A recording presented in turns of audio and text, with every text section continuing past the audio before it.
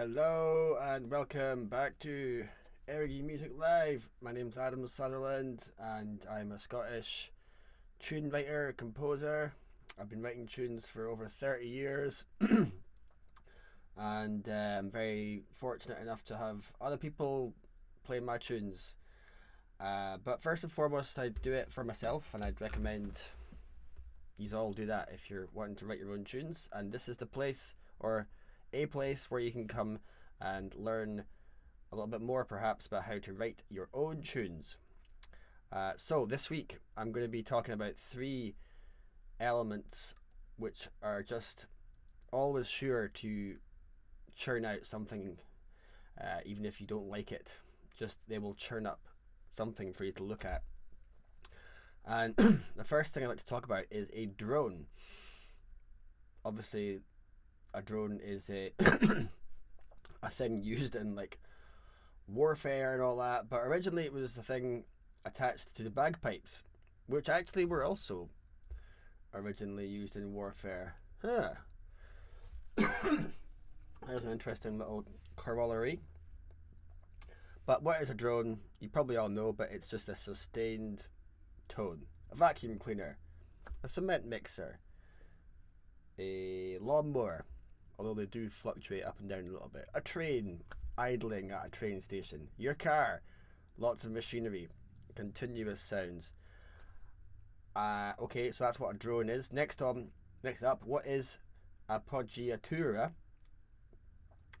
Appoggiatura is basically you have a note in your tune or a note against your drone which is comfortable, and appoggiatura is where you don't play that note first of all, you play another note just above it or just below it which is not quite so comfortable against the drone, but then you resolve it into the comfortable note. So it's like either just above and down or just below and up. I will give you some examples of these in a second, but that's my brief definition of appoggiatura. And finally, what is the wisdom from Ed Sheeran? We'll come to that later on, actually. Stick around till the end. I'll give you my wonderful Ed Sheeran advice, which is advice that I'd kind of already knew, and I think we all already know, but it's just great to get that reminder. So, straight back to drones and appoggiatura. I'm just going to play you some examples of this, okay? So here we go. I have Blue Peter style, a little drone. Here's something I set up earlier. So this is my Logic Pro session here on your screen. Hopefully you'll be able to see that. Also, hopefully you can hear me. It's never a given, is it? So I've made a wee drone. This is a synthesizer, and then these are 2 notes from a library called Glass Strings from a company called Crow Hill. Anyway, enough about that. I'm going to hit spacebar and you're hopefully going to hear a drone.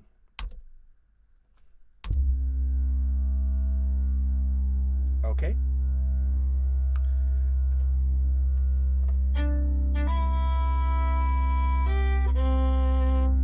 So the note is C. Okay. Appoggiatura is almost like best found out about or best explained by picking some notes in the key of C and just going up the scale of C actually, and kind of feeling which notes are feeling resolved and have no tension and feel comfortable, and which notes feel uncomfortable and unresolved and create a bit of tension. So I'm going to start by playing a C on the fiddle, and C is our drone. If I play a C with a drone, it's going to feel, provided it's in tune of course, it's going to feel comfortable.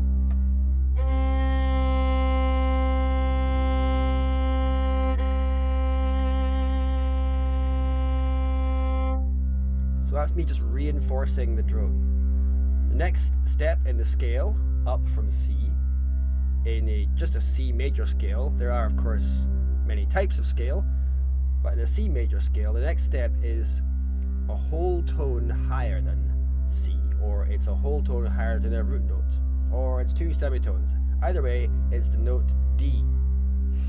So I'll play C again and then go up to D.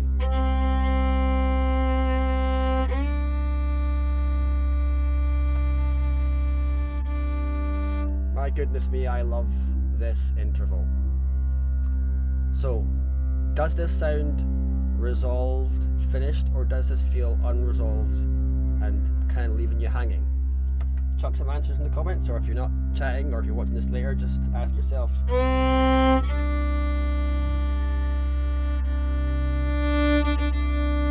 feel sure that you would feel like most people feel like that feels unresolved. So let's just stick with these two notes rather than going through the entire scale. Okay, so what did I say appoggiatura was? It was your destination note is a comfortable note. In this case, our destination note is C. And before you get to your final destination note, you're going to play a note just above it or below it. In this case, we've only looked at one other note, that's D. So I'm just going to go from D down to C. And you should feel like it's a bit of tension and then release. Here's C, up to D.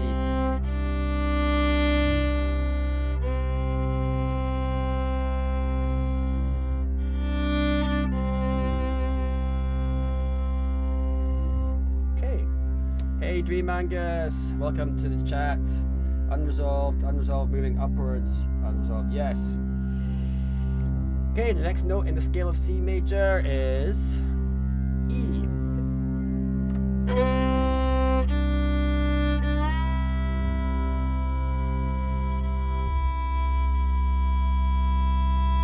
So that's what's called the major third. It's 2 notes up from our starting note.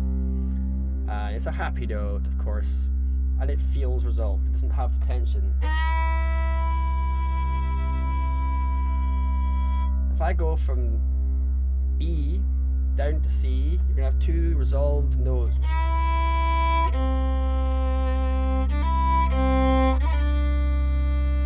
But as soon as I go to D, whoa, everything changes.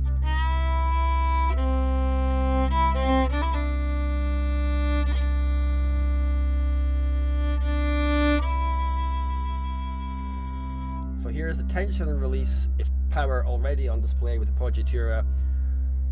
D up to E.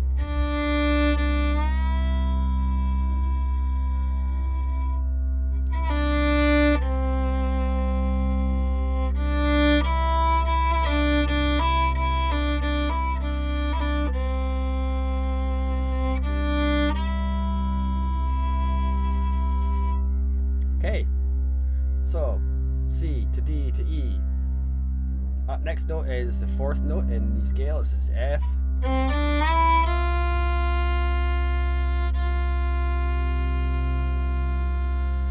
Unresolved again, right?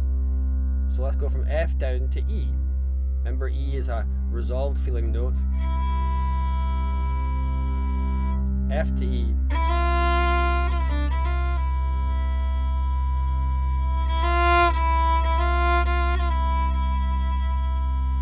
Let's go either side of E, starting from above E with F, tension, landing on E, resolve, release, below E, tension, back up to E, resolve.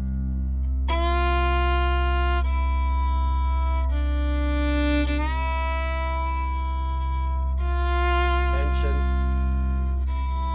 release, tension, release. So you're already, every time we add a new note to this, the number of possibilities starts to kind of really grow. So we've got C, D, E, F. I'm going to mix up as many different ways I can think of those notes, combining tension and release.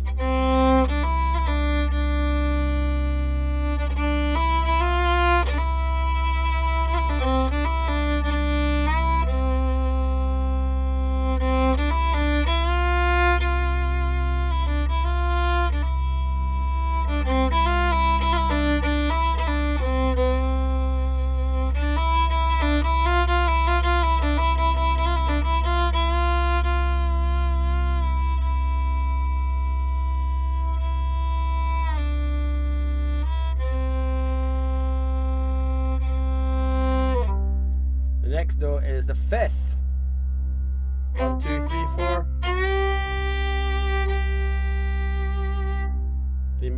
Arguably the most powerful note against a drone, the fifth.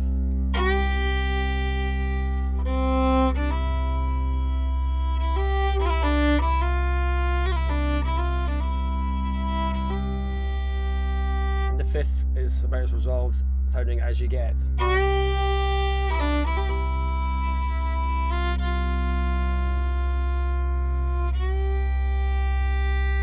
Hey Andrina.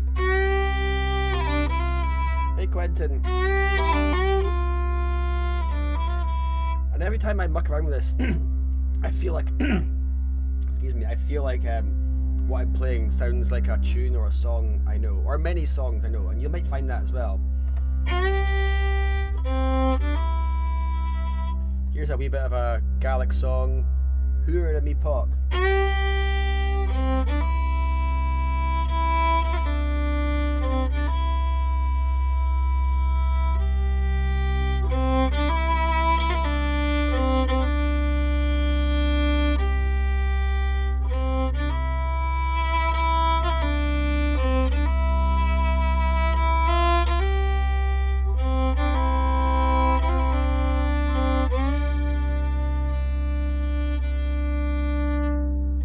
Gaelic song, Scottish Gaelic song, Irish Gaelic song, loads are just using this. And I think this is what having a drone as part of your instrument, the bagpipe drone, did, is it gave you something to play off.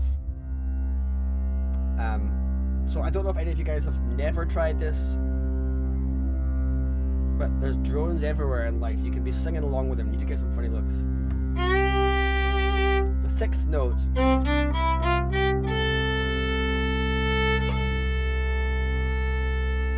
Unresolved, but whoa, there's so much hope.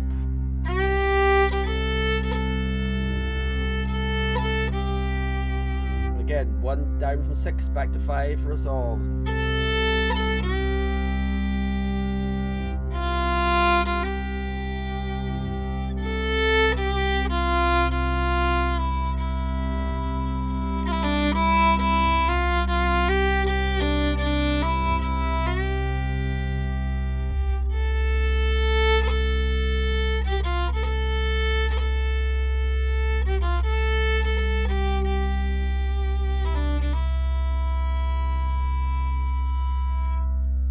The 7th note is B natural.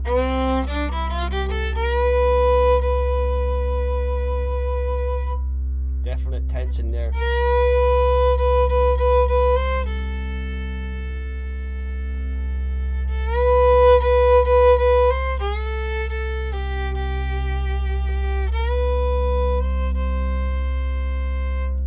It's often called the leading note, the 7th, because it tends to want to go back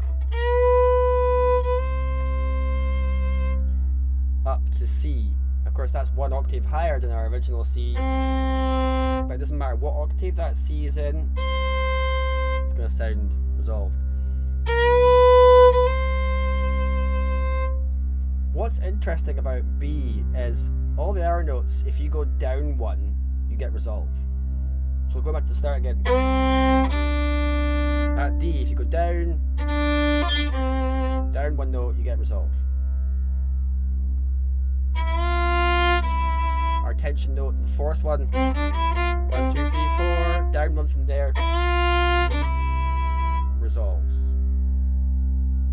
Then the 6th note, 1, 2, 3, 4, 5, 6, that down 1 resolves. But the B, the 7th note, when you go down 1, it doesn't resolve. It just kind of keeps the tension going.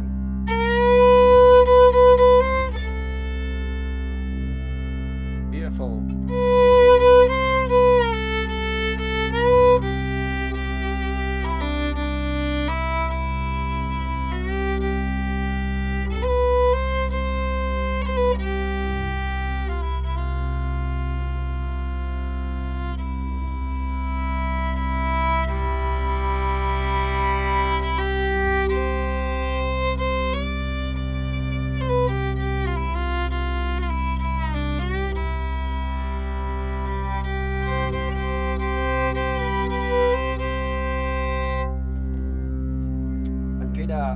the shruti box when singing, amazing. Anyone else use a drone? It's therapeutic, even if you're not trying to write a tune. Just having a drone going, my goodness me, it's just calming. And what I love to do is just wander about, tension and release, just feeling my way.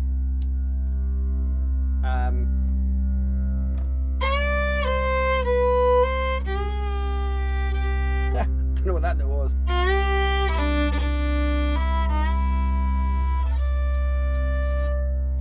Dream Angus, fiddling O'Carolan's draft with that C drone. Lots of resolved and unresolved. Oh, okay, great. So you're playing right now. That's cool. I love the fact that you guys are actually maybe playing along.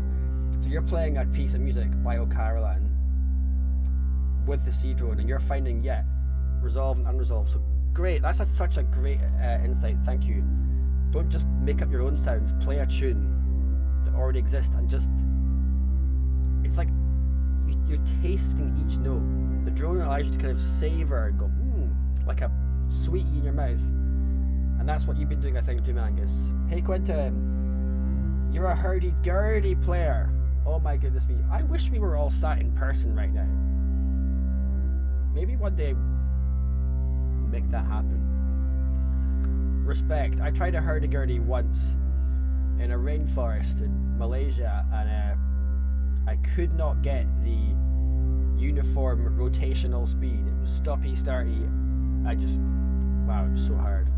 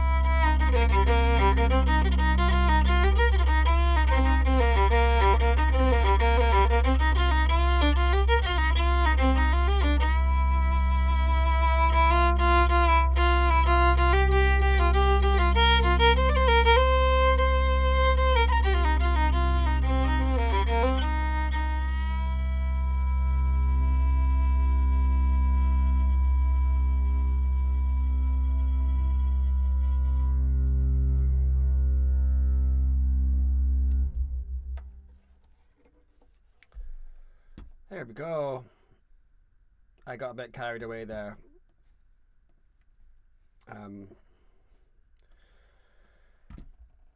Thank you for your kind comments. I went a bit off piste there, as you probably noticed. I left C major behind. Just fancied playing something minor. It all felt a bit too happy clappy for me. I don't know. I just also found it fun to kind of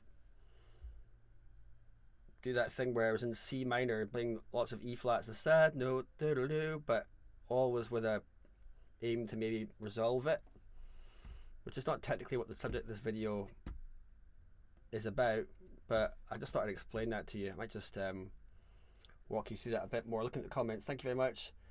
When droning, is it common to start on root note or third to initiate melody line? I don't know if this is even a remotely satisfying answer. If it's common, I'm sure it is common, but I don't know if it's any more common. And I would just say experiment, like find what you like. Sounds like you're already thinking like that. Switching modes and mixing modes, yeah, that's not really, I feel like that's like, I don't know, I didn't set out to do that. I'm just gonna show you again. I just got lost there, actually. I just got caught up in it, but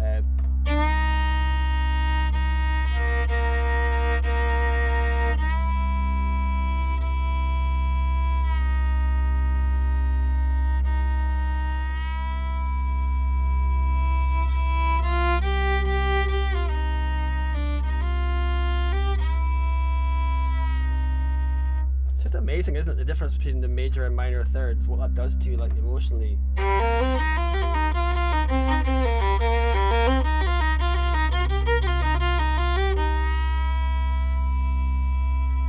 I'm also staring at my tuner. I don't know if you can see that.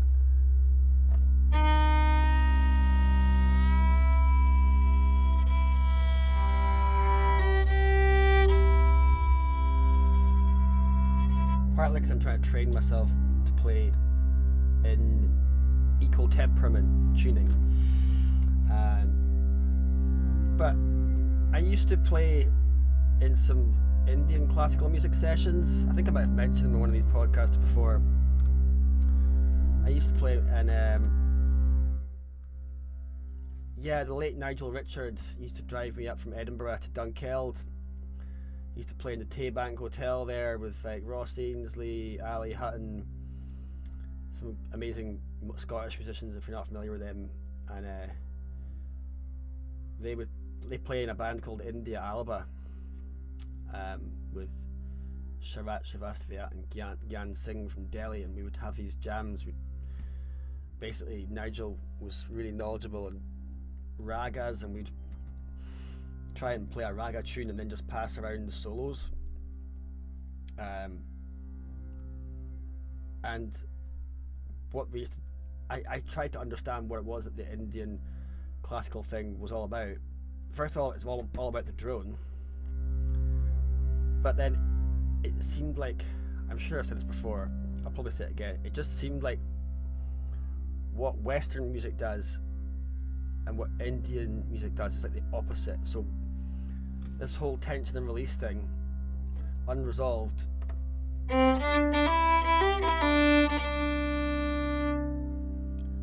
they would, in India, as far as I could tell, and this is a really rudimentary, just me trying to suss it out, understanding, that didn't seem to be unresolved. It was like they would just sit on the unresolved note for ages, but then maybe eventually resolve it ages later. Either way, I found a thing, which I remember Nigel said some really encouraging words to me. He seemed to like that I would go around all the unresolved notes, not resolving any of them, and eventually land on the resolved one ages in the future, which is kind of what I was doing there, except I was also changing it from minor to major, which I've never really done before. I don't know. So going around all the tension notes.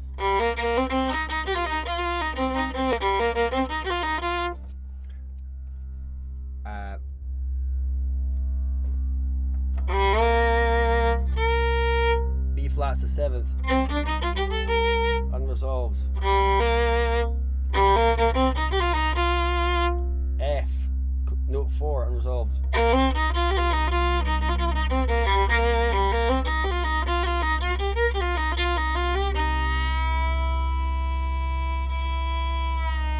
I think I quite like that. I might have to make a tune out of that.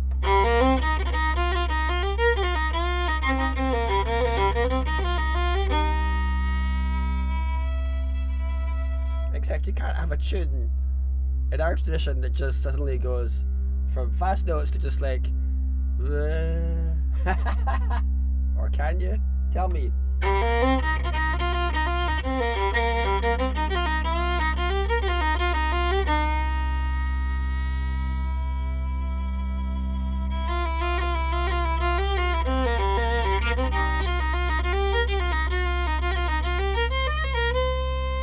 Oh, it's turning a bit bluesy now. Where is this going?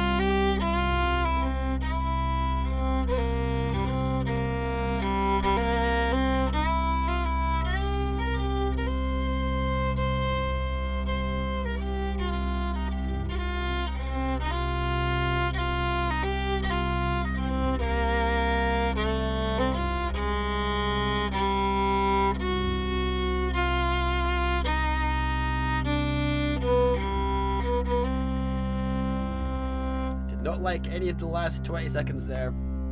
Alright, thank you for your kind comments. Cheers, Andrina. Cheers, Andrina. This is one of my more rambling episodes of this. I did a Kaylee last night, didn't get in till very late, and yeah, our wee one was not sleeping very well, so I'm probably just actually arguably in a good state for playing drone music. Maybe lack of sleep is a good ingredient. I should probably share with you after half an hour of this the Ed Sheeran thing I saw the other day. I think he was just saying he gives himself permission to be shit. Pardon my French. He writes loads of songs. I think I heard he writes like 5 songs a day, which is incredibly industrious. I'm guessing he's got the time, but all the same, what it does is he gives himself permission, which is actually really incredible in terms of like emotional intelligence. It shows a lack of ego. It shows that his feet are on the ground. After all these incredible hits, he's not sitting there going, oh my goodness me, this has got to be good. He's happy to just write something and just go, ugh, it's not that great, but keep churning it out. I think that's just amazing advice. I'm trying to write more ever since hearing that. I'm like, well, maybe I should just be writing stuff all the time and be less, precious. That's my learning. How does that tie in with drones and tension and release? If you just do this lots and not really care if it's good or not, I think eventually you'll find something that you like. And yeah. So that was my Ed Sheeran thing. If anyone's got any questions, chuck them in. Otherwise, I think I might just jam on this for a while. I might also change the key. Let's see if I can do this without being too destructive. Alright, so let's see now. I'm going to select all these MIDI notes. How about this?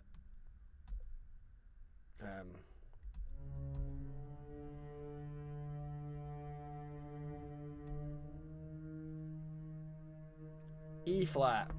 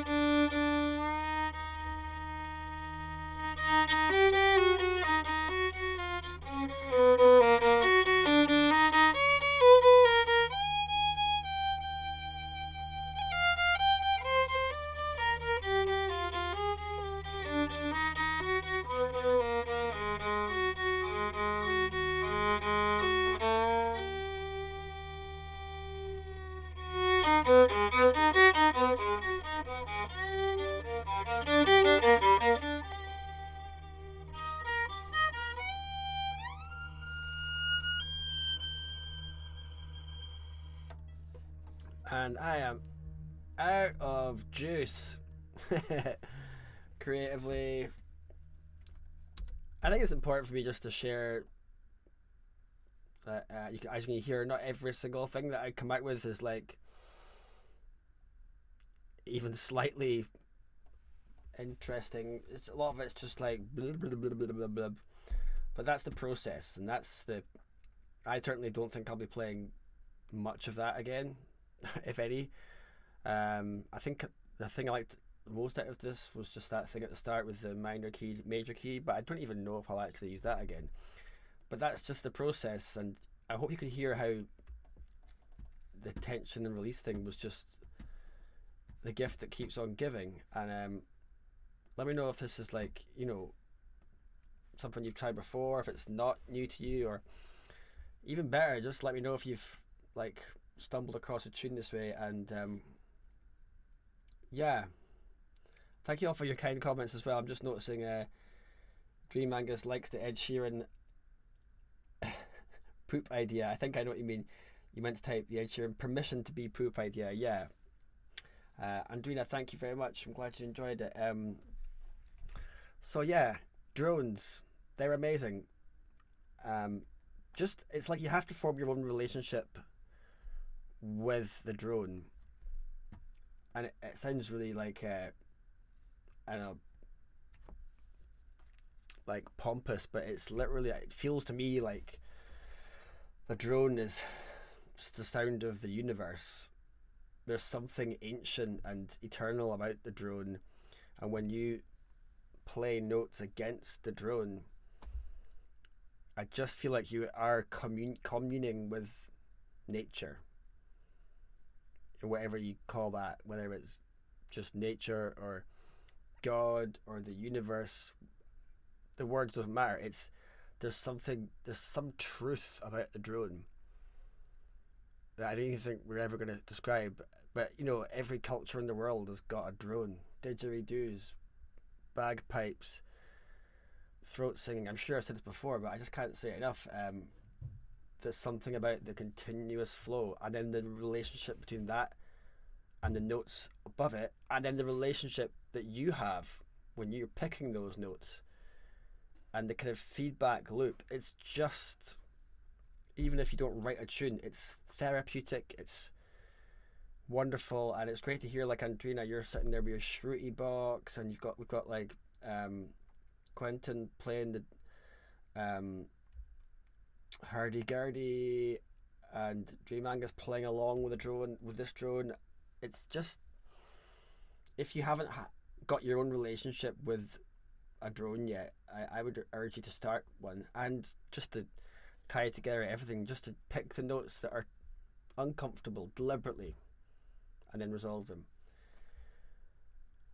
And then after this, if you're writing a tune that's maybe got chord progressions, because of course a drone isn't really a chord progression, you've got this constant. If you really keep going with picking notes and getting instinctive about picking notes that deliberately don't fit, and then going up one or down one, you can write your own tunes that way and think about, you know, what kind of chord is underneath this. Obviously that's a lot more advanced, but this is the starting point, is the drone. That's why I start with the drone. But like, if you can think of a chord and the relationship between the chord and your note, and then you can deliberately pick notes that are above and below, that's quite a bit more advanced. But this, doing it with a drone, it's preparatory work, and it helps, and I always just keep returning to this. Classical music full of the appoggiatura. I can't think of a single piece right now, but they do that.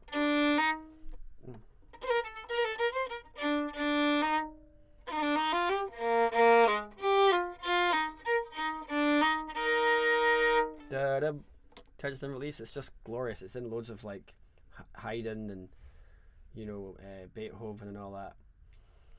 Tension and release, and then I have no idea why we like that, but everyone does. Okay. Thank you all. Michael Bishop says steady.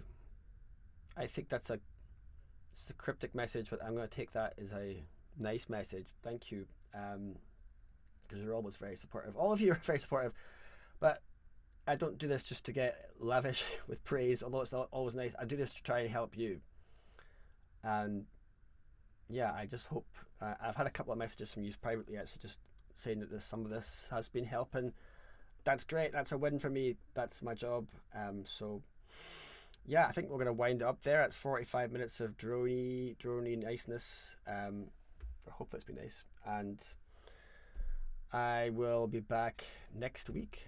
Last week I went to the pub and had a session.